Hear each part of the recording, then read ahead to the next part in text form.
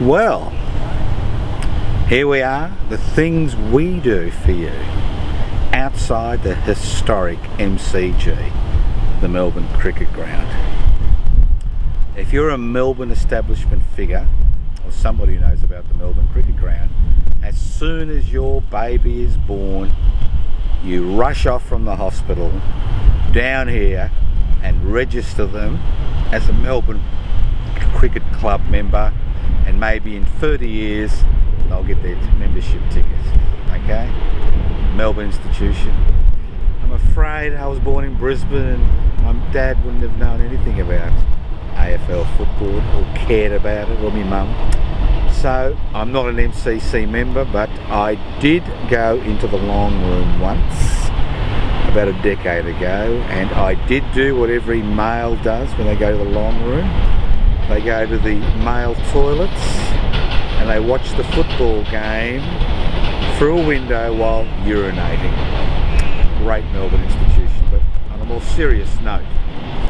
And you may hear a bit of extraneous noise. There's a Jollymont station on this side from Richmond. This is East Melbourne. It's a leafy, nice park. But I want to talk about why. Yes, the question why. There are 1.9 million temporary work visa people working in this country. We have a population of about 25.4 million and around 12.5 million Australians in the workforce. That means 1 in 6 working Australians is on a temporary work visa. What is a temporary work visa? A temporary work visa is a visa, and there's many different types of temporary work visas, which allows somebody from overseas to come to this country, in some cases as a tourist and work on farms, in some cases as a student who has the right to work, and in many other cases, in the majority of cases, comes in to do specific jobs. Now, a lot of Australians tend to get a little bit angry at seeing all these so-called foreigners, in inverted commas, taking their kids' jobs or taking their jobs. Look, I've got nothing personally against anybody on a temporary work visa. The issue is not the fact they're on a temporary work visa. The issue is, why have successive governments extended this program? If I was living in some godforsaken corner of the universe and I had the opportunity to come to this country and work and make a bit of money and send it back to my family, I'd grab the opportunity. So it's wrong to think that the issue is the people who are here now legally on temporary work visas. The question we should be asking ourselves, why have successive governments since the Keating-Hawke era expanded this program? And the answer is very simple. If you look at the current state of the economy and the fact that interest rates, the official interest rate is 0.75%, and you look at the fact that people are talking about quantitative easing, which means making money out of thin air, which is my favourite subject, and the fact that the unemployment rate rests around 5%, and the fact that there is no wage growth in this country, and you think about why don't we have wage growth? And when you look at the legislation which is passed through Parliament, which basically makes striking illegal in this country, you wonder, how can they get away with all this? It's very simple.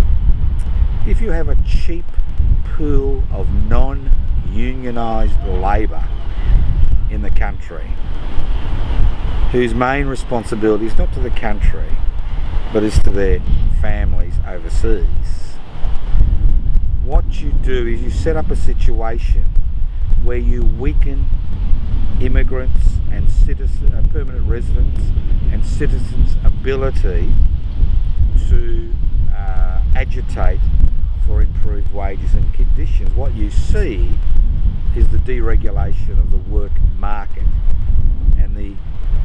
rise of the gig economy, which in inverted commas means going back to 19th century capitalism, pre the revolutionary period, where the employer had everything going for them and the employee was basically a wage slave if they've got a wage.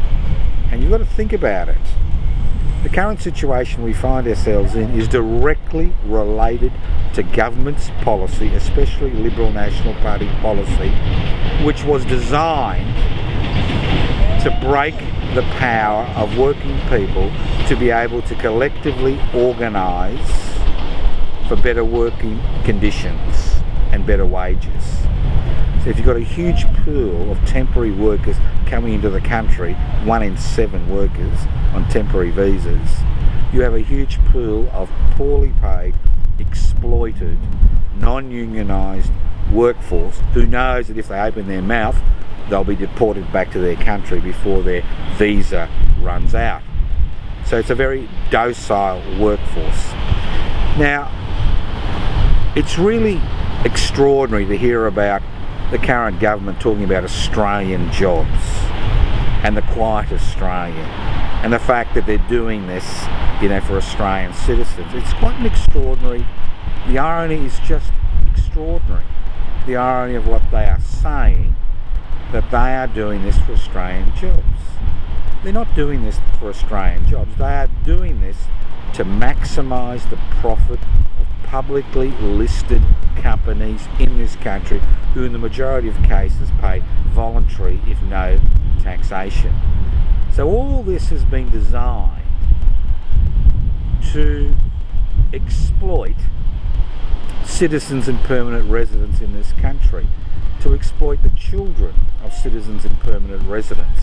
It means that if you've got a workforce which you're replenishing from overseas on a regular basis, you don't have to employ, you don't have to train locals to take up jobs because you can bring people from overseas to do those jobs at a cheaper rate.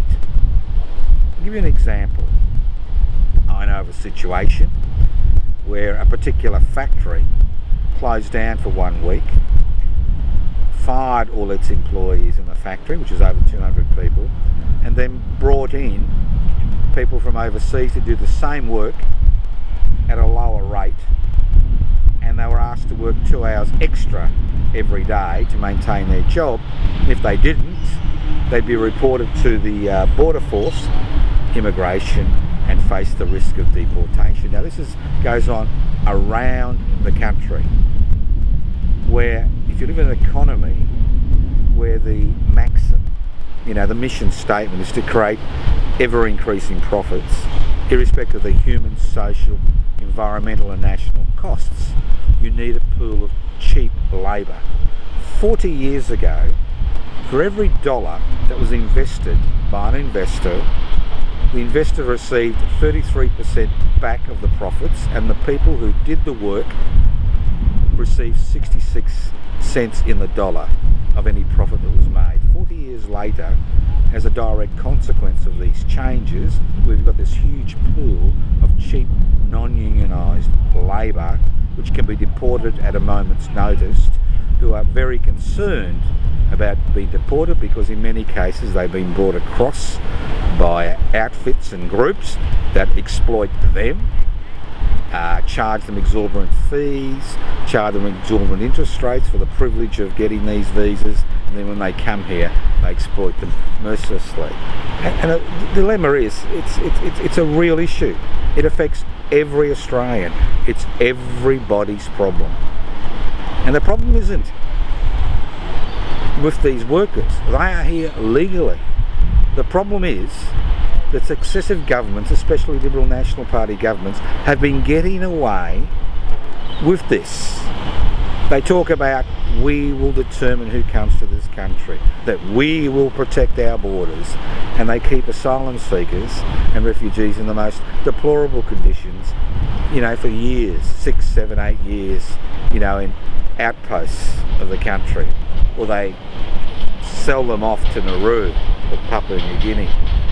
While at the same time, they are increasing the number of temporary work visas, and this has a profound implications on people, especially less skilled workers, especially less skilled permanent residents and citizens of this country, especially on children who never complete high school, who find it difficult to find entry jobs, especially on kids who need to do apprenticeships where there are no apprenticeships available because people are being replenished, especially on university students who find themselves studying for 5 or 6 years, getting degrees, and then not being able to get a placement, for example in the nursing sector, in the vet sector, and the list goes on and on.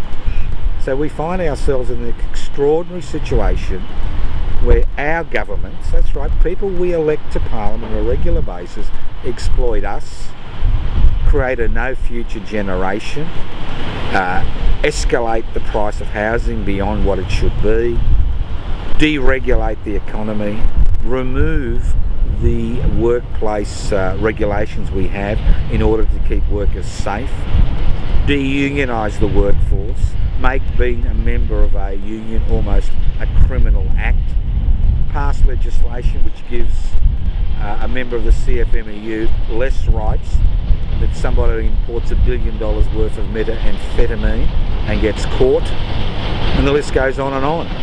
And it's all based on the fact that you've got this huge group of temporary people on temporary work visas whose main role is to curtail wage growth, whose main role is to ensure that profits continue to flood, not trickle, flood into the pockets of that small section of society that owns the means of production, distribution, exchange and communication. It's a difficult situation. It's a difficult situation to overcome, and it's difficult because Australian workers no longer have the ability to actually withdraw their labour legally in order to improve their work conditions. Now, if there wasn't a large group of temporary workers in this country, not only would more Australian citizens and permanent residents be employed, and more of their children would have a future, but there will be pressure on employers to actually increase wages and reverse what's happened in the last 40 years, where 66% of every dollar in profit which is made by a private corporation goes to the investor, not the worker, as we did 40 years ago. And to compound matters, we have a situation now where if you look at the top 100 companies in this country, if you look at their turnover, when I'm talking about the top, I'm not talking about their ethics or morals or what tax they pay, but their turnover, the average wage of a CEO is $5.6 million. While the average worker's wage in this country, that's the average, is $85,000, and the take-home income of somebody on a New Start allowance is about $12,000 a year. So you've got this extraordinary range of wealth in this country, where a few individuals, or a small number of people, have gamed the system for their benefit.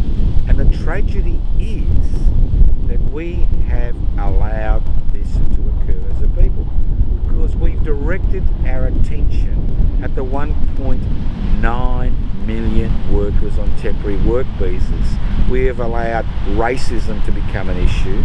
We have allowed nationalism to become an issue. We have tended to look around us and blame the people we see.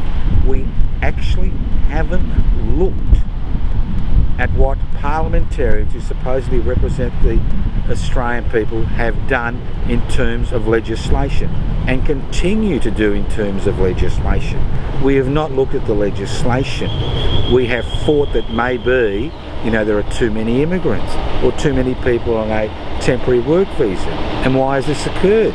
We never think about why it's occurred. We never think of it as a political strategy that was created in the 1980s and carried out in the 1990s, in the last 30 years, in order to increase profitability for that small section of society that owns the means of production, distribution, exchange and communication. Why else would a CEO have an average wage as the top 100 companies of 5.6 million, while a worker, the average wage is 85,000, and somebody on social security allowance, especially a new start allowance, they're looking at about $12,000 a year? How could we let this occur? How could we let the dehumanisation and criminalisation of trade unionists occur in this country? How could we let legislation go past through Parliament without protesting vociferously that has actually outlawed workers having the right to remove their labour? I laugh every time we talk about the lack of workers' rights in China. We have as few workers' rights in China, maybe less in Australia than they have in China, believe it or not. It's just extraordinary. We have this vision that we're the country of plenty, that we're an egalitarian community. As I said last week, when you have 700,000 children living in poverty and can't even afford to access the basics to go to school this week, you realise we have a real issue. When 30% of Australians rely on social security benefits to survive, and we're talking about an income between about $20,000 to $12,000 a year, when chief executives' officers are receiving $5.6 million, where the banking sector is found to be totally corrupt, and 12 months after the Royal Commission, nobody's been charged with any offence, where we have people continuing to vote for the very parties that exploit them, especially the agribusiness party, the National Australia Party, and people, giving their votes and their support to parties like Divided Nation, and Palmer Disunited Party, which is currently no longer a political party. You begin to understand the depth of the problems of this country. They are structural. It's not about a matter of a person's religion or what they wear or what they look like or the language they speak. It's about the domination of this country's economic system, this country's social system, of this country's industries, of this country's culture by a small section that puts increasing profits above everything else, including addressing the current climate emergency we all face. Think about it. So next time you see somebody in a service station who's a temporary worker, or in a restaurant, or on a farm, or on a building site, think about the reason they are there. Don't blame them for the situation. They are taking advantage of a situation which is totally legal.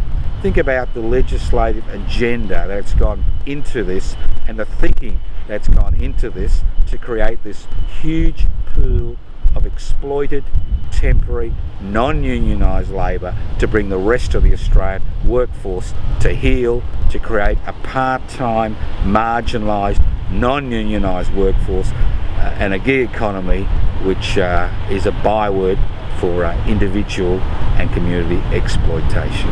Next week, who knows where we will be, who knows what I'll talk about. I don't know, and neither does Kelly.